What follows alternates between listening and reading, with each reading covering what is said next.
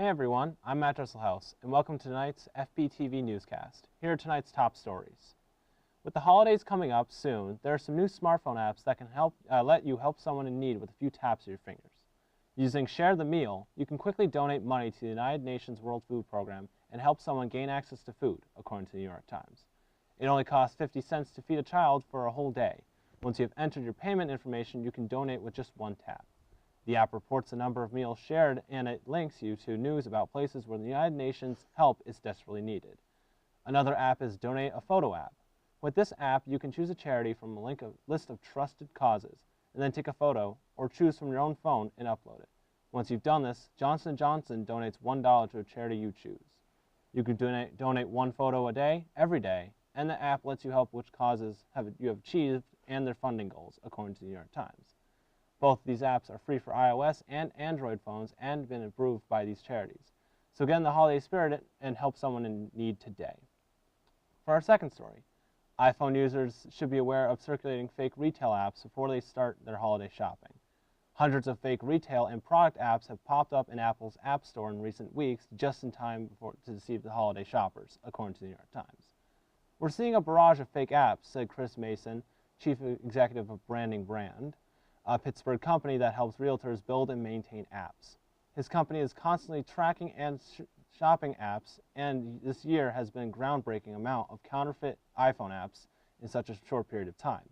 These apps falsely sell products, enticing consumers to add to their payment information and then scamming them, charging their cards with large amounts of money and taking their credit identity.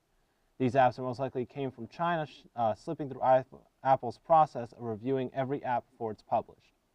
Apple is currently working on blocking these apps and taking them off the market. For now, they have published a list of them so that consumers can be aware during the shopping season. Now here's to Alex Malm with the latest political news. Thanks, Matt. So, obviously, as most of you probably know, hopefully by now, Donald Trump has become the president-elect of the United States of America, becoming the 45th president in January.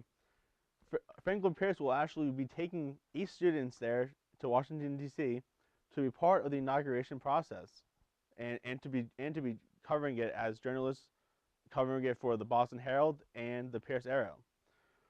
Also, recently, Franklin Pierce took a trip to Dixville Notch, New Hampshire, which is about 3 hours north of here, 3 to 4 hours, and we got to cover the first vote in the nation as Donald Trump received his first votes on his way to become victorious in the presidential election. Now here's Cam Gonzalez with coverage from a trip to Dixville Notch with a twist, some ghosts in it too. Take a look.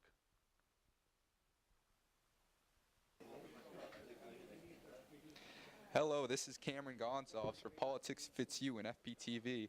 I just left a voting booth here, but I wasn't the one voting.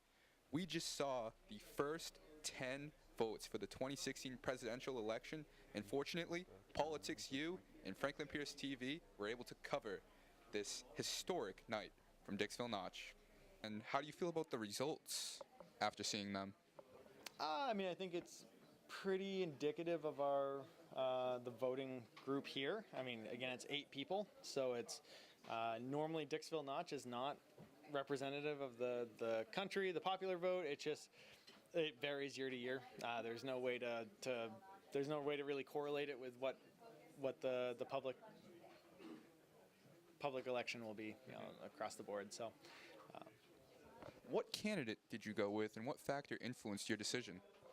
So I voted for Clinton because I couldn't vote for Trump, and I was, unfortunately, there are so many people that are in the I can't vote for Clinton or I can't vote for Trump, and they vote the lesser of two evils. And I think a lot of us were in that same situation. That Bernie Sanders won the Democrat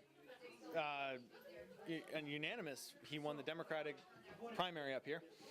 So I'm pretty sure everyone that voted for Hillary Clinton, it wasn't their first choice.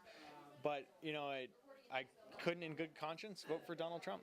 So, and with New Hampshire being a battleground state, even though I'm more libertarian than Democratic, you have to do what you think is best. How do you think these first 10 votes from Dixville Notch will impact the overall presidential election? Well, Trump's probably going to tell us that we're all stupid on Twitter. you know, the Clinton campaign will likely run with it a little bit. Gary Johnson's campaign will probably run with, you know, and that's what we saw in the primaries too, especially with social media. The party or the candidate that wins will run with it for the next 6 hours and try to get as much momentum as they can. And the candidate that didn't win will kind of just pretend it didn't happen. We're just a bunch of hillbillies, and our votes don't count. So Awesome. Well, Thanks, Cam. Obviously, Dixville Notch was a great trip.